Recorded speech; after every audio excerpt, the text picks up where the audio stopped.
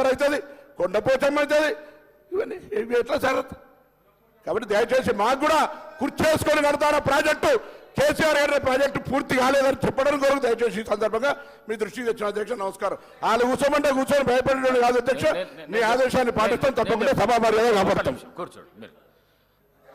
గౌరవ కేటీఆర్ గారు సీనియర్ శాసనసభ్యులు, మీరు ఒక మంత్రి మాట్లాడేటప్పుడు సభా మర్యాదను కాపాడవలసింది పోయి మీరు ఆ విధంగా అనుచిత వ్యాఖ్యలు చేసి గౌరవ మంత్రిని అమర్యాద పరచడం ఇది సమంజసం కాదు. దయచేసి ఇట్లాంటి రన్నింగ్ కామెంటరీలు చేయొద్దని మీకు విజ్ఞప్తి చేస్తున్నాను. కడియం శ్రీ గారు ప్లీజ్, కడియం శ్రీ గారు పేరు కడియం శ్రీ గారు కడియం శ్రీ గారు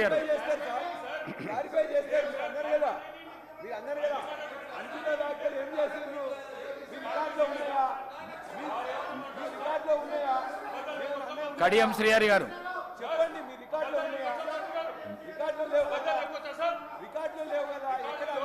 నేను ఈళ్ళయ్యే సమస్య లేదు. కడియం శ్రీహరి గారు మాట్లాడండి.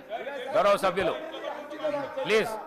ప్లీజ్ అధ్యక్ష, కడియం శ్రీహరి గారు ప్లీజ్ మాట్లాడండి. మీరు రన్నింగ్ కామెంటరీ చేసారు, పేరు తీసుకున్నారు. కడియం శ్రీహరి గారు మాట్లాడండి ప్లీజ్.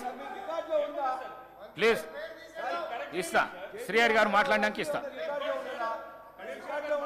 శ్రీహరి గారు మాట్లాడడానికి ఇస్తా. శ్రీహరి గారు ప్లీజ్.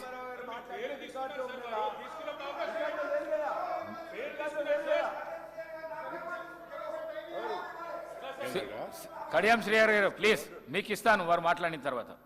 మీరు రన్నింగ్ కామెంటరీ ఆపండి. మీరు అక్కడ కూడా చెప్తున్నా, అక్కడ కూడా మీరు కూడా ఆపండి, మీరు కూడా ఆపండి, ఇద్దరు ఆపండి.